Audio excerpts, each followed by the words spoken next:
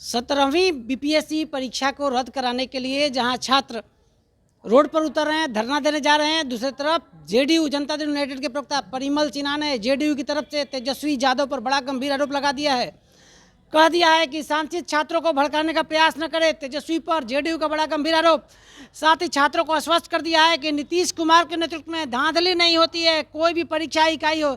Country insight के सवाल पर परिमल सिन्हा ने बड़ी बातें कही है। देखिए इस वीडियो में क्या बोल रहे हैं परिमल सिन्हा। तो ऐसी स्थिति में नेता प्रतिपक्ष के द्वारा या नेता प्रतिपक्ष बिहार में स्थिरता उत्पन्न करना चाहते हैं और छात्रों को दिग्भ्रमित करना चाहते हैं और पुनः उनके बहकावे में आकर कुछ छात्र, मुट्ठी भर छात्र पुनः परीक्षा आयोजन करने की मांग कर रहे हैं, जो सरासर गलत है। देखिए, परीक्षा आयोजित करना या बीपीएससी कोई खेल नहीं है, वो संवैधानिक संस्था है और हम लोग संवैधानिक संस्थाओं का आदर करते हैं। सामान्यतः सरकार बीपीएससी के क्रियाकलापों में कोई हस्तक्षेप नहीं करती। आपको याद ही है कि जंगल राज के दौरान लक्ष्मी राय, जो बीपीएससी के तत्कालीन चेयरमैन थे, एक संवैधानिक पद पर थे और यह बिहार को कलंकित करने वाली घटना थी कि उनको जेल जाना पड़ा।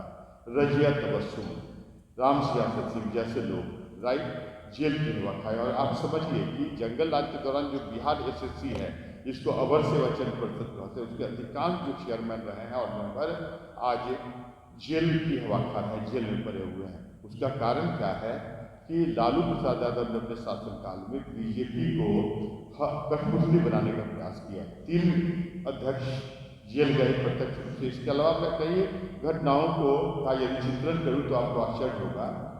किसी भी संविधान की पुस्तक में डॉक्टर शिवरतन ठाकुर के बारे में वर्णन है, doctor Shivratan Thakur member of BPSC थे, जो कुछ समय के लिए बीपीएससी के चेयरमैन भी बनाए गए थे। उन दिनों सरकार ने, लालू प्रसाद यादव ने उन पर दबाव डाला कि मैं नाम नहीं लूँगा, गया के कुख्यात अपराधी जो अब राजनीतिक हो गए हैं, उनको बीपीएससी के डीएसपी के रूप में नियुक्ति करने के दबाव डाले गए। और जब उन्होंने नहीं माना तो सरकार ने डॉक्टर शिवरतन ठाकुर को हटाने की कार्रवाई प्रारंभ कर दी। और आपको जानकर आश्चर्य होगा, देखिए बीपीएससी के चेयरमैन या मेंबर को हटाने की प्रक्रिया जो न्यायाधीश के हटाने की प्रक्रिया के समतुल्य होती है।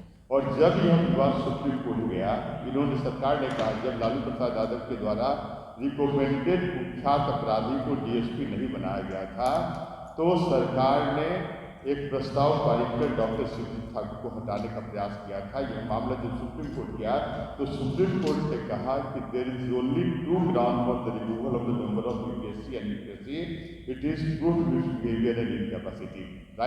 सरकार ने कहा कि चूंकि डॉक्टर शिवरतन ठाकुर ब्लाइंड थे, तो सरकार ने कहा कि सरकार को उसकी नियुक्ति के पहले उनके ब्लाइंडनेस की जानकारी नहीं है। तो सुप्रीम कोर्ट ने कहा कि blindness is not the ground for of incapacity and removal of BPSC member और चेयरमैन। तो इस तरह की अनेक कुख्यात घटनाएं हैं जो लालू राबड़ी शासनकाल के दौरान घटित होती थी। बीपीएससी, यहाँ तक कि जो सीरियस कैंडिडेट होते थे वो बीपीएससी देना छोड़ देते थे। अब उन दौरान आप देखिए कि राजस्थान, मध्य प्रदेश है ना, उत्तर प्रदेश में बिहार के युवा नौकरी पाते थे। और आज भी यदि कुछ युवा जो वहाँ पदाधिकारी हैं वो मिलते हैं तो उनमें एक टीस होती है कि सर, हम लोग का कम्पिटिटिव पीरियड लालू राबड़ी सरकार के दौरान था, तो आप जानते हैं कि बीपीएससी में क्या स्थिति उस समय की थी। तो हमारे आदरणीय नेता नीतीश कुमार जब से सत्ता में आए, उन्होंने पारदर्शिता पर सर्वाधिक महत्वपूर्ण ध्यान दिया और कभी भी बीपीएससी के क्रियाकलाप पर कभी भी हस्तक्षेप की जरूरत नहीं अपनाया। छात्रों को जो भ्रमित करने का जो प्रयास नेता प्रतिपक्ष कर रहे हैं और कुछ मुट्ठी भर लोग कर रहे हैं, ऐसे शिक्षक भी कर रहे हैं जिनको यूपीएससी और बीपीएससी के पठन पाठन से कोई मतलब नहीं है, जो दरोगा और एसएससी की तैयारी करवाते हैं, उन्होंने नेतृत्व प्रदान करना प्रारंभ किया। और नेता प्रतिपक्ष ऐसे लोगों के को और हवा दे रहे हैं जो दुर्भाग्यपूर्ण है और बिहार के युवाओं के हितों में नहीं है। तो बिहार, मैं इस प्रेस वार्ता के माध्यम से यह स्पष्ट करना चाहता हूँ कि छात्र और युवा निश्चित रहें। नीतीश कुमार जी की सरकार लगातार युवा और छात्रों के हित में काम करती है। सबों को अधिक से अधिक रोजगार उपलब्ध कराने का प्रयास और परीक्षा पूर्ण पारदर्शिता के साथ और योग्य उम्मीदवार का चयन चयन है ना सुनिश्चित करने का काम सरकार यूपीएससी के माध्यम में करती है, कोई हस्तक्षेप नहीं करती है। और जिन परीक्षा केंद्रों पर जैसे बापू जो ये परीक्षा केंद्र में जो कैंसिल करवाए गए उसमें सरकार उसमें यूपीएससी पुनः परीक्षा लेगी और जो भी निर्णय होगा वो युवा छात्रों के बीच में होगा, निश्चित रहेंगे। धन्यवाद। परिमल जी, लगातार आपके बीपीएससी हो जितने भी परीक्षा की इकाई है गंभीर आरोप लगते रहते हैं, इसके लिए कुछ ट्रांसपेरेंट व्यवस्था क्यों नहीं सरकार? नहीं, ये तो सरकार ने तो बहुत अस्थायी व्यवस्था भी किया है। आपको पता ही होगा कि पिछले ही जो सेशन में सरकार ने ऐसे अधिनियम पारित किए कि जो भी लोग परीक्षा या फिर पेपर लीक में पाए गए जाएंगे आजीवन कारावास और 1 करोड़ के है ना और गति के भी प्रावधान उसमें शामिल किए गए हैं। तो बिहार सरकार तो उस दिशा में काम कर रही है। और बिहार सरकार या जब से हमारे आदरणीय नीतीश कुमार सत्ता में है, छिटपुट घटना या इस तरह के हम कह सकते हैं कि एक लोगों के बीच एक डाइवर्ट करने या युवाओं और छात्रों को डाइवर्ट करने के लिए इस तरह के कुछ माहौल तैयार किए जाते हैं, लेकिन सरकार तो दृढ़ संकल्प है इस काम के लिए।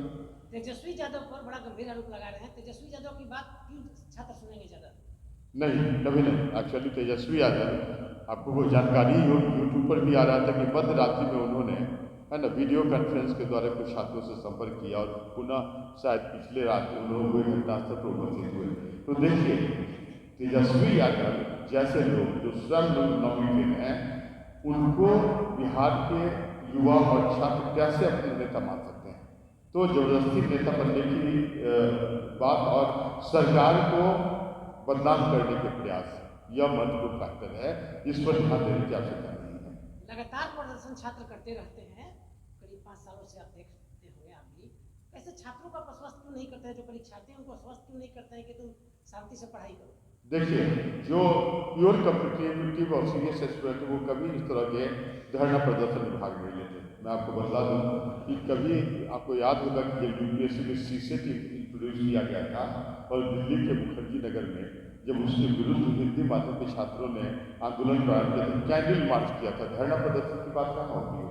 तो धरना प्रदर्शन तो माहौल खराब करने की साजिश है जैसा, और ये विपक्ष के द्वारा प्रायोजित एक प्रोपेगेंडा है कि सरकार को बदनाम किया जाए, क्योंकि आप जानते ही हैं कि लगातार आदरणीय नेता नीतीश कुमार ने जिस रोजगार उपलब्ध कराया है, तो संपूर्ण भारत बिहार को एक महत्वपूर्ण एम्प्लॉयमेंट का डेस्टिनेशन मानता है।